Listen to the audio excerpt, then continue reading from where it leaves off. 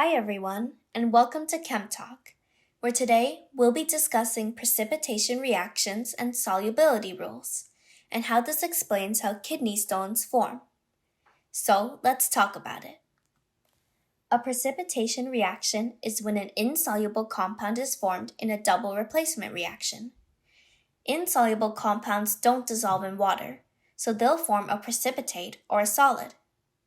To predict whether a reaction forms a precipitate or not, we use solubility rules, which tell us the state of matter of the product that will form when different chemicals react. First, let's go over these solubility rules. Take a look at this table.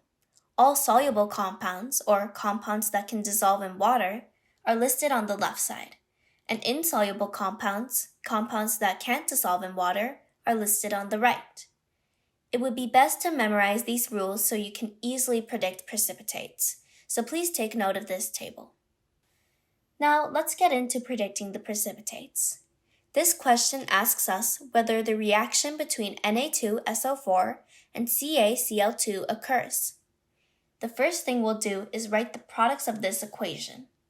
Since this is a double replacement reaction, Na and Ca will switch places in their compounds to form NaCl and CaSO4. Now, we need to determine the state of matter for each product using the solubility rules. Since NaCl is a chloride and it's not one of the exceptions, it's soluble, meaning it's an aqueous solution. For CaSO4, our solubility rules state that calcium sulfate is insoluble, meaning it forms a precipitate. So the answer to this question is yes. The reaction does occur between these chemicals because a precipitate was formed.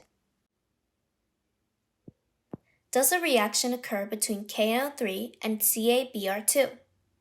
Let's write the products first. KBr and CaNO3 will be our products.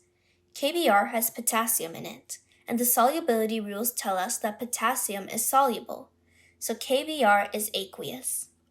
CaNO3 is soluble because all nitrates are soluble, so this compound is also aqueous. Since we have two aqueous compounds, this reaction did not occur because a precipitate must be formed for a reaction to occur. So here are a few practice problems for you to work through yourself. In the description box down below, there's a link to the worked out solutions for every problem, so be sure to check that out if you need any help. Now, let's discuss why precipitation reactions really matter. Have you heard of kidney stones? These are hard pieces of material that form in the kidneys and cause a lot of pain when they're passing through the body. But kidney stones actually form through a precipitation reaction.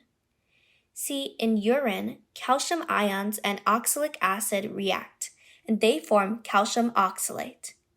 This compound is extremely insoluble. To give you an idea, only 0.67 grams of calcium oxalate will dissolve in 100 milliliters of water. So the precipitate formed in this reaction eventually accumulates and develops into a kidney stone. And that's why the best way to prevent kidney stones from forming is to drink lots of water. It will stop the concentration of urine and calcium oxalate from increasing, making it less likely for the reaction to occur and for the precipitate to be formed. Before you go, let's recap what we learned in today's lesson. Precipitation reactions are double replacement reactions in which an insoluble substance is formed. We use solubility rules to determine whether a precipitate will be formed in a chemical reaction. And a reaction only occurs if a precipitate is formed in the products. A real-life example of precipitation reactions is kidney stones, which accumulate when a precipitate is formed in our bodies.